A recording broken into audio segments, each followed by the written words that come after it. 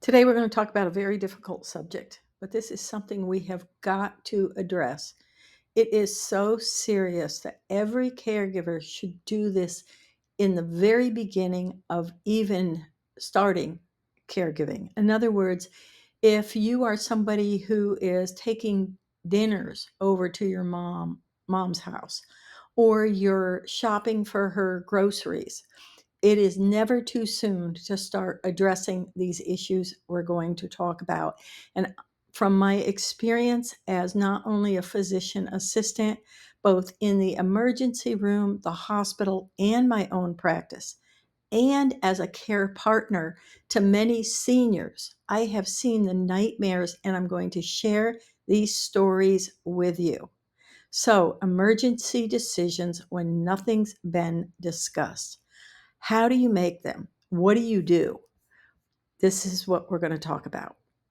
So, seniors are going to avoid these conversations. That is common, it happens all the time. And the difference between DNR and living will, most people don't know this, and you have to know the difference. You have to understand what a DNR means. And then what doctors must do, because we are called to do it, it's our duty. We cannot not do it if you don't have the right paperwork in place. And then what to do when you don't know what the senior wants. And the real life stories, again, I'm going to highlight those for you. And then we're going to make sure that you're not left guessing in a crisis, so that you stay calm, that you're relaxed, that you're getting through this, you're breathing 1 minute at a time. It even becomes seconds at a time. I'm telling you, I've had people collapse, I've had people go into panic attacks. Um, these are family members because they they just stopped breathing through these crises. All right. Why the conversation feels so hard? First of all, it's not that your senior is trying to be difficult. It's fear, because talking about an illness or an end of life is scary. And for some of them, they feel that if you talk it, then it will happen. So they don't even want to discuss it. And for you, it may be too personal or emotional to even bring it up. You don't want to think about them passing, but understanding that hesitation is going to make a world of difference down the road, and that you have to speak up. So most people avoid these until it's too late. And in those moments, we end up making fast emotional decisions without a clear sense of what, our senior really wanted. And if we start with somebody else's story, and it's never too early to start. Take this, what I would call a teenager, talking to his dad about it, because he may very well have a friend in high school who has just lost both his parents to a tragic car accident, and nobody talked about anything. This is why it's so important. Or maybe now the mom is on life support for the rest of her life, and this is going to change all his plans, and he'll never go off to college. These things have to be talked about because they are life changing for everybody that's affected within the family. So don't be shy about it. Make sure they open up, talk about other people, other situations, and the positivities that come out of people planning for everything ahead of time to make these decisions. We're not talking about their will. We are just talking about, in this seminar today, we're just talking about when crisis hits the medical arena. What are we doing? What are we doing when we're standing in that emergency room or we're calling 911? What are the decisions that have to be made? These are all medical decisions. So what happens if we do nothing? Well, this gets real interesting, because if there is no plan in place, then the medical teams have to follow protocol. We have to. And that says that if the lungs stop working, we're going to intubate. If the heart stops working, we're doing CPR. Don't even go there about stopping a medical team from doing that, because they're going to do it. They are not going to be sued a year later in a court of law because they didn't do anything. If they don't have the paperwork in place that says no CPR, no intubation. They're going to have to do it or the hospital will be sued too. So there's going to be ICU stays and even risky surgeries that are going to have to take place.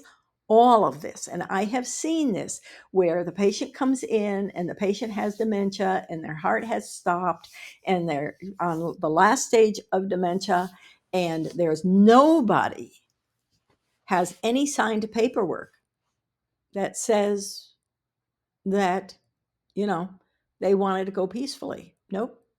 They're going to resuscitate if they can do it. And we're very good at doing this. We are very good at doing this. So we can bring people back.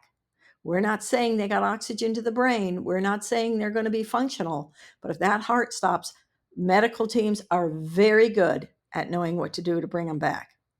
So with them doing everything possible to keep the person alive, it sounds good in theory. But the question is, what does your senior really want? And without that conversation and without that documentation, the decision making is going to be out of your hands, totally out of your hands. And doctors don't know the senior's values. They've never met the senior before. They can't even recognize the senior because we're moving so fast in the ER. We don't even pay attention to the patient's face. We're paying attention to their breathing and their heart. That's what we do in the ER. So you may be left watching them go through care they have never even chosen.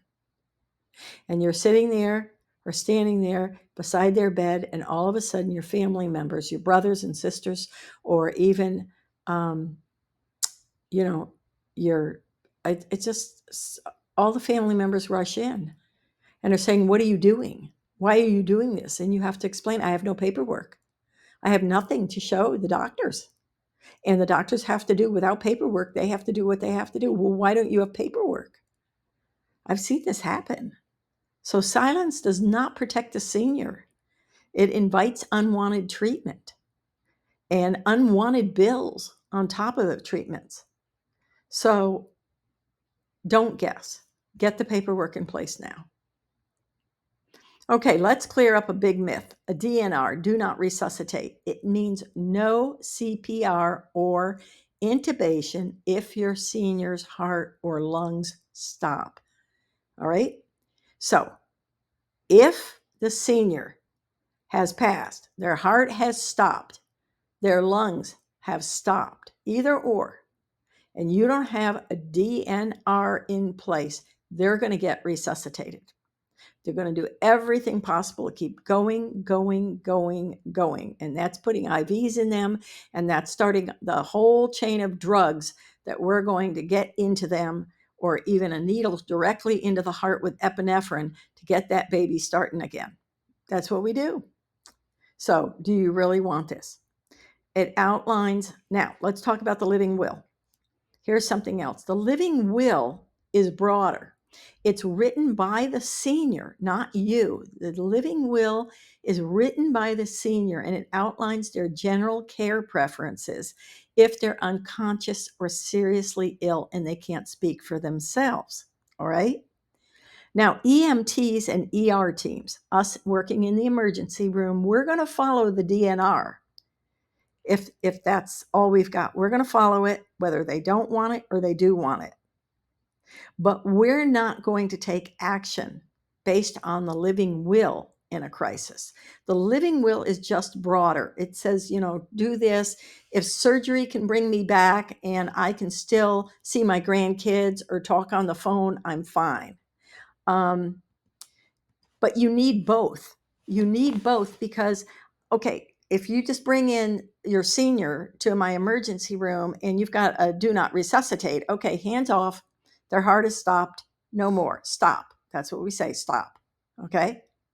But if now there is a living will and the living will says, hey, if in surgery, their heart stops, but you feel you can restart it and keep the surgery going so that I can have quality of life, I might want that.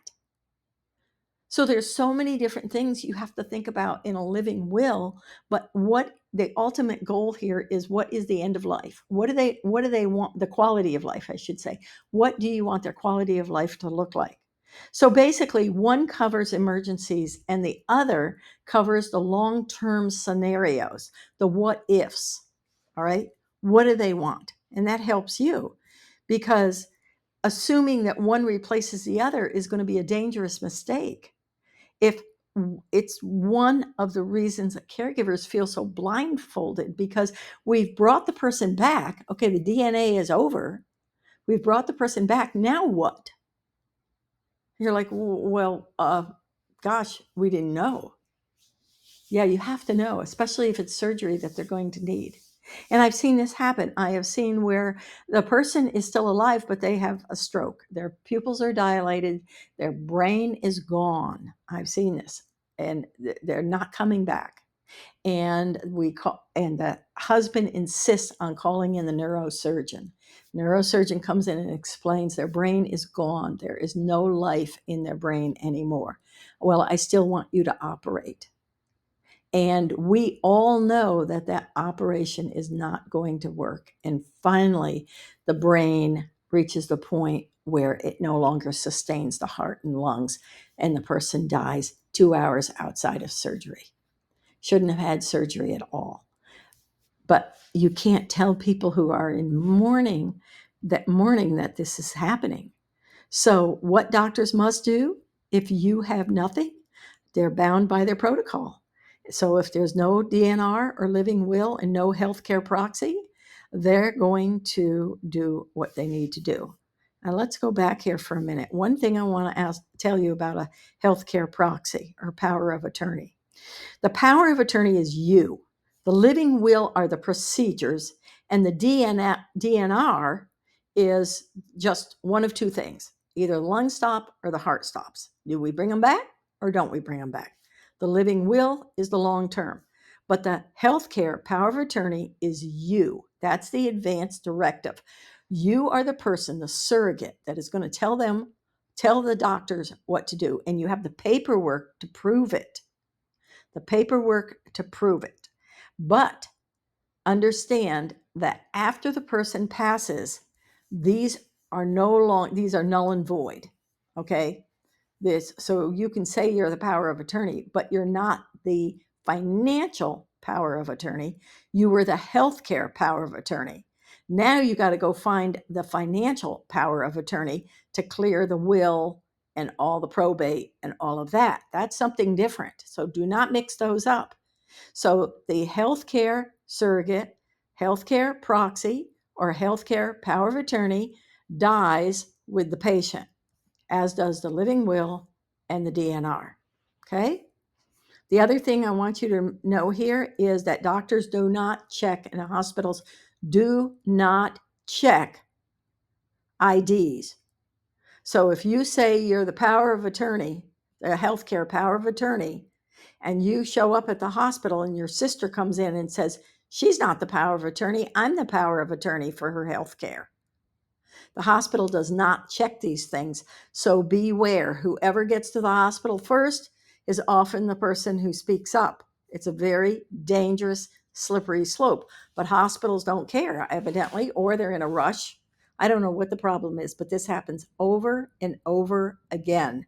The person with the paperwork is supposed to be the person that speaks, but that's not the case.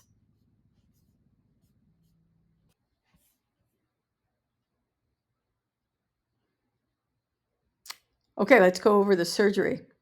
So, John was a senior, and his caregiver said, you need to get these documents in place. And so he was apt to do this. He said, you know what, I'd love to do this. I'm unique. I know most seniors don't do this, but I'm going to do this. So John signed documents years ago saying he never wanted surgery. That was in his living will. He had a do not resuscitate. Um, and it all sounded very good. But the problem is he had a blockage at 73 years old, and surgery had become minimally invasive by then. And he could have just gone in and had a catheterization, and they would have blown out the clots, and everything was fine. but John couldn't speak for himself, and his living will said no surgery. So the problem is, John had to die of a blockage when surgery could have saved him. But the law is the law is the law. And if it's a document, there it sits. And so that's what happened. So I suggest that you review these documents over at least once a year, if not twice a year, because there's so many surgeries now. Look at all the heart transplants we're doing now, when back years ago, the first heart transplant they had, I think it was in South Africa. The guy lived for a couple of hours, but that was the first of many. And nowadays, people have heart transplants. So you've got to look that this medicine is going so fast and things are getting better and better and better. I mean, it used to be you had surgery and you stayed in the hospital for 2 weeks. You had a baby, you stayed in the hospital for 2 weeks. Not anymore. You go home just about the same day. So know that these things are getting better and better and faster. And you got to review these living wills to say, wait a minute, what is it the patient wants? And the doctor will pause surgery in the middle of surgery and come out and ask you, okay, I can fix this, but I can't fix this. Is this going to work for him or her? Is this what they want? And you got to be ready to answer that, because they very well will come out. We will stop surgery. Everybody backs up from the table. We wait until the surgeon goes out. The surgeon talks to you, scrubs back in, and comes back in and says, we're done, close up, or not. So know that that happens. The 3 questions that you're going to be able to open up the door is, what kind of care would you like? Do you want to have if you were sick? And who would you trust to speak for you if you couldn't? This becomes important because everybody has a different opinion. And I've seen this over and over again, where the brother says one thing, the sister says another thing, and mom wants another thing, and dad is passing. And the worst case scenario, which happens 99% of the time, is the senior has told the daughter one thing, the son another thing, and then they fight with each other. So I have had chairs thrown at me. I've had chairs thrown at the window. I have had tubes pulled out of people. I have had beds trying to go out the door. I have had them trying to pick up mom and take her over their shoulder out the door. This is terrible. I mean, but these things happen. People become angry or emotionally so involved in the life of their senior, whom they love, and they have absolutely every right to be distraught, but they can become physically abusive to the things or the people around them. And we have to call security. And then it gets real messy. So, what I'm saying is, who would you trust to speak for you if you couldn't? When you ask that question, I've had, you know, one senior said, I want my brother to talk for me because he's a physician.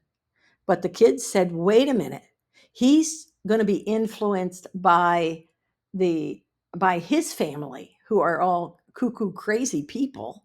And we don't want him to say whatever his family says. We want to be the ones to speak up. So we want in your living will or in your health proxy that he is to only consult us, not his crazy wife and his crazy loser cousins of ours. Okay, so this happens. So, or what would you be most afraid of if you had to go to the hospital? Well, if somebody asked me, if my kids asked me what I'd be afraid of if I had to go to the hospital, I'd say the food, because the food is the worst in the hospital. And they'd say, well, Mom, we don't mean that. We're being serious here, but not always. And that brings me to the next one, where people make humor out of this and they laugh about it because they don't want to talk about it, and they joke around about it. But let's be honest, this is going to happen. And seniors are going to shut down, or they'll stare at you and say, how dare you talk to me about that? Or I don't want to talk about it, or do what you think is best, or I know you'll do the right thing. Oh, you've got a good head on your shoulders. Not going to happen. You don't have the paperwork. It's going right back to the doctors to decide what to do. And you better tell them that, because that is the law today. And every good attorney will tell you that's the law. The doctors are protecting the hospital and themselves. So if you're in the hospital, it means you want treatment. And guess who's going to give it to you? The doctors, not you, the caregiver. So I know this is a hard conversation. So why just do what you think is best is a trap? Well, when seniors say this to you, you think it's a green light, but it's really not. And it leaves you with the entire burden of figuring out what's right in a moment of crisis. And you second guess yourself. You feel conflicted. You're carrying all this emotional weight for years because they're telling you this and they're not clarifying their preferences. And what's worse, other families are going to interpret something else. They always do. Mom told me she didn't want to live. And the brother says, well, Mom told me she wanted to live to be 105. Oh, they do it all the time. So can you just, when they say that, just say, you know what? Help me understand what looks best. And we're going to put it on paper. Make sure you get it on paper. Make sure you always get 2 witnesses to it. At least 2 witnesses, because different states have different things. So if she's traveling and she has something, a stroke in another state, most states require 2 signatures. Some require 1 signature, but make sure at least 2 people have witnessed it. So it will be honored in all states. I should say in all states. I don't know any states that have 3 signatures required. Okay. And again, they won't necessarily ask you for ID. So anybody, Joe Blow, can go in there and say, oh, I'm the power of attorney, because the hospitals don't ask. And then they start giving that stranger all the information. All right. When siblings or doctors disagree with you, and even in the best intentions, this is going to happen again, like the stroke person who I knew they no longer had any brain activity. The neurosurgeon knew it. I knew it. And the husband was like, I can't leave her. I can't do it. I can't leave her. So siblings may question your decisions. Mom or dad may question your decisions. We can, as medical providers, we offer our opinions. And the options that we offer, you may not be comfortable with them, but we are trying to keep you calm. We're trying to tell you what we can and cannot do. We're trying to communicate with you. And you may say, I'm not making this up. I'm doing what I believe Mom would have wanted. But even in those short conversations, we're hearing you. And we're trying to do what you want done without ignoring our own protocols that we have in the hospital. So the conversation is the best. So even if you wrote it down and said, here's what my senior said, and even if it's casual, it makes a difference, and it keeps us calm and it keeps you calm. So please feel free to speak up. Tell us why it's important, and we'll tend to understand. All right, so we've talked about the DNR. We know that that's just a black and white thing. Heart stops, lung stop, period, resuscitate or not. The living will has more description in it. It's for long term. What if? The what ifs. And we talked about the medical power of attorney or the health proxy. But what about PULSed? PULSed is very important because PULSed says that it's a legal document and the doctors must do what is in it. I think 43 or 45 states actually have PULSed, which means your senior could go to the doctor, sign a legal document, which must be honored by the healthcare facility, that says this is what they want. And many caregivers don't even know the senior did this. And they get to the hospital to start giving direction, and the doctors say, hold up, we've got a PULSed, and we have to do what the PULSed says. And the caregiver is left in shock. So find out if there is a PULSed in your state. Many of you, I don't know what state your senior lives in, okay? Not you live in, but what your senior, where your senior lives. And there's a pulse there. The best thing to do would be to go in with your senior to the doctor's office to get this pulse taken care of. It covers everything. It's got so much information in it. It really is the best of the best, but it is legally binding. And so you really don't have any say once that pulse is signed. So take a look at it, see if it's available in your state. If not, then it goes back to the living will or the health surrogate. And if not, well, then all they have is the DNR. Okay, so go to pulse.org, find out if it's in your state, or just Google it and see. All right. But it is a medical order. It's usually for the very seriously ill. It's for the person who can no longer speak for themselves. And it's not like a living will because it's used in real time and it's followed by emergency personnel. You come in with this big, bright pink. In different states have different colors. I know California is like a fluorescent pink, and it's usually kept on the refrigerator. So if EMT comes in, they pull that pulse right off, slap it on the patient's chest, and out the door they go, because it's got all the orders on it on what they want. So a lot of facilities have it, and they keep it on the refrigerators, because if EMS or EMT comes in, bam, it's right there in the hospital, and it goes off with the hospital, goes to the hospital with the patient. And the doctors have to follow the form. It's got very clear directions on it. Just look at one. You'll be shocked at what everything is on it, but it's really important because it's the direction the senior wants to take between the senior and their doctor, and you can help with it. All right, so how to make decisions when you have no clue. This is the nightmare. Your senior never talks about it. Nothing's written down, and now you're standing in the hospital and you're being asked to approve or deny treatment. And you don't know. You're the health proxy. That's all you know. What do? You have to look at their values.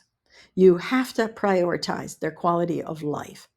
This is what we're going to ask. The first thing, at least what I asked the patients, the caregivers, I asked, tell me about their life. Are they active right now? Do they golf?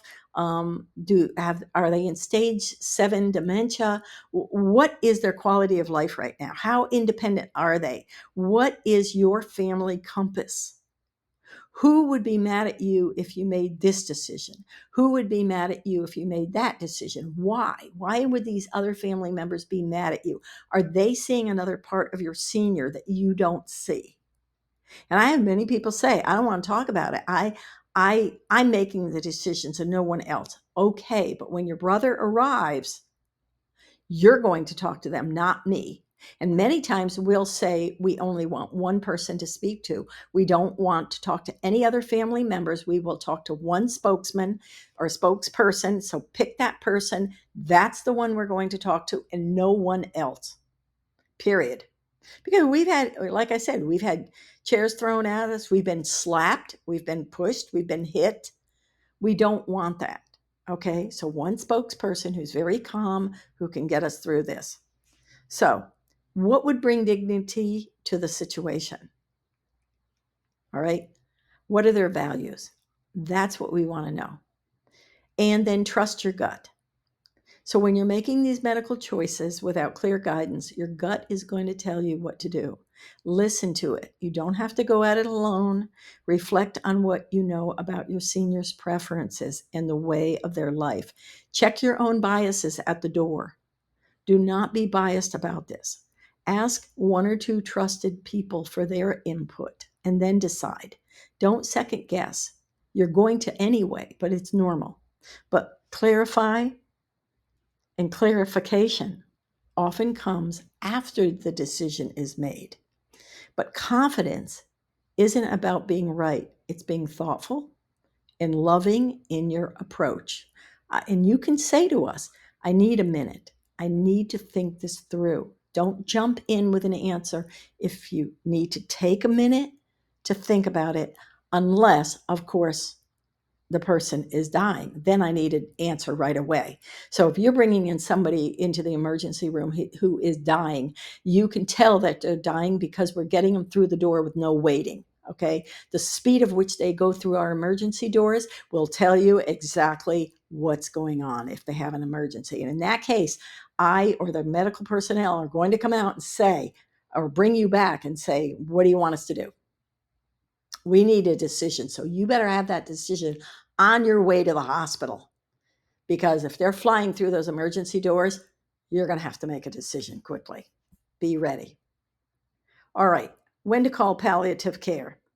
Palliative care isn't just for the end of life. It's a support service. And many people think palliative care is bad. It is not. Palliative care, many people go into palliative care and come right back out, and they go back in it again and come back out. It's not hospice.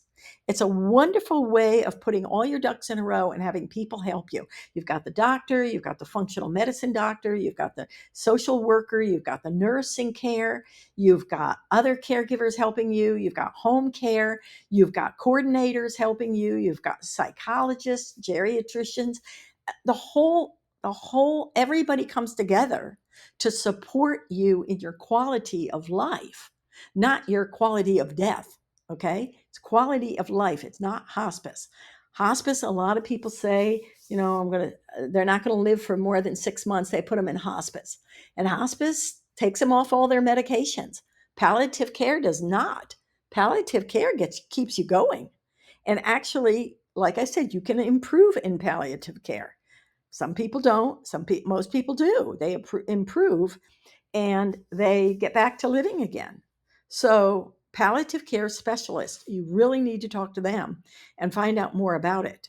So, don't think palliative care is a bad thing. It's getting you back up on your feet again if you're a senior. All right. One caregiver story is that Maya never got a living will from her father, but over the years, she listened to his stories, and he just hated the idea of being hooked up. He wanted to have value with his grandkids and his family, and she knew the way he lived. And when it was time for him to go, she said, "I know what he wants." And the doctors respected this decision, and they could live with that so that he could die peacefully and not be hooked up to 1,000 things. I have seen where the doctor rushes in where the person has a half hour to live. They are in active dying mode, and the doctor says, we need a CT scan, or we need to do an MRI of his brain. And the family was like, get out of here. You don't need that. And they don't. That's wrong. So know that some hospital personnel are going to try to get more money out of you by just doing stupid tests that don't need to be done. There's no reason for them. If the person is dying, let them die peacefully. Okay. So doing it right by knowing exactly what your loved one would want is the best way to go here. And speaking up. It really does matter. And you don't need a form to honor somebody, but you do need to know what matters to them. And then remember, even when the pressure is on, how they lived. This is your gut speaking. How did they live? What did they want? Not what you wanted, not what your brother or sister or mom wants. If dad's ready to go, he's ready to go. What would he want? If mom's ready to go, what would she want? Family's going to come in and maybe tell you differently, but you trust your gut because you're the caregiver. You're the one that has done it. And then we talk about what we learned today. So seniors are going to avoid these conversations, but you start them early, and it's going to take several tries before you get the conversation going. Watch your seniors, see how they live, see the quality of life and what they want, and ask these questions casually as you go through your days with your senior. And then now you know the difference between DNR and a living will, and you know what doctors have to do. And I could tell you 1,000 of real life stories about this, about how we do the best we can. You're doing the best you can. Medical personnel are doing the best they can in a crisis. Let's not look back on this and wish we had done something differently. Let's Let's hope for the best. Let's get through it. Let's make these decisions in a calm manner. And remember, we all know you're not alone. We all know you've got pressure on you. We all know you're grieving in this crisis and you're not thinking. Step back, breathe, and just give it a moment, and we'll all get through it together. We're there to support you, not to make it more difficult for you. I hope this helps, and we'll talk soon.